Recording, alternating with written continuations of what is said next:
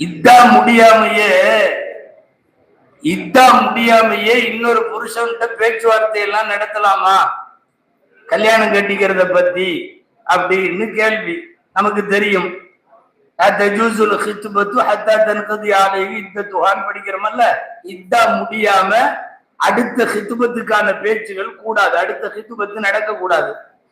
அந்த நாட்டை ஆளுகிற அரசன் ஒரு பொம்பளைய ஒரு பெண்ணை கணவர் மௌத்தா போன உடனே இதா கூட முடியல, கல்யாணம் பண்ணிக்கிட்டான். இமாம் சர்கசிட்ட கேட்டாங்க.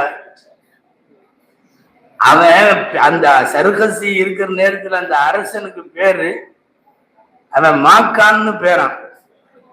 தமிழ் சூழ்நிலைக்கு பொருந்தி வருது. நம்ம சொல்லுவோம்ல மண்ட மாக்கான்னு. கல்யாணம் பண்ணிக்கிட்டான். இமாம் சர்கசி பள்ளிவாசல்ல பாடம் நடத்திட்டு இருக்கிறாங்க.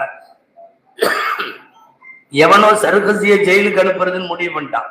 நம்மளுக்கு எதிரி நம்மளுக்குள்ளதான் இருப்பான். எந்திரிச்சு இதான் முடியறதுக்கு முன்னாடியே கல்யாணம் பண்ணலாமா?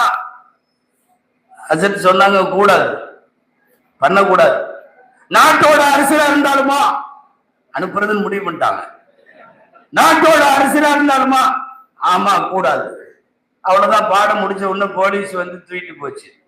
சும்மா நம்மள மாதிரி 15 நாள் ரிமாண்ட் எல்லாம் கிடையாது, 10 வருஷம் 15 வருஷம். எதுக்கு தெரியுமா? இதாவுடைய காலத்துல ஹித்துபத்து கூடாதுன்னு சொன்னதுக்காக உள்ள போனாங்க. அப்புறம் உள்ள போய் குகை மாதிரி ஜெயிலுக்குள்ள வச்சாங்க. அவுராக்குகள் கேட்டார். அந்த காலத்துல எழுதுவாங்கல்ல அவுராக்கு, அதை கொடுங்கன்னு கேட்டாங்க. உட்காந்து அங்க எழுதுன கிதாபு தான் மபசூத் முழுக்க. பஸ்மலாவில இருந்து தம்மத்துடைய தா வரைக்கும் சொல்றேன், அத்தனையும் அவங்க அங்க எழுதுனது. அந்த கிதாபை எடுத்து முத்தால செஞ்சா அவங்க எங்கிருந்து எழுதுனாங்கிறது நமக்கு தெரியும். இந்த ஒவ்வொரு கிதாபும் முடியுமல்ல, ஒவ்வொரு பாடம் கிதாபு சலாத், அது முடிக்கிற இடத்துல என்ன போட்டிருப்பாரு தெரியுமா?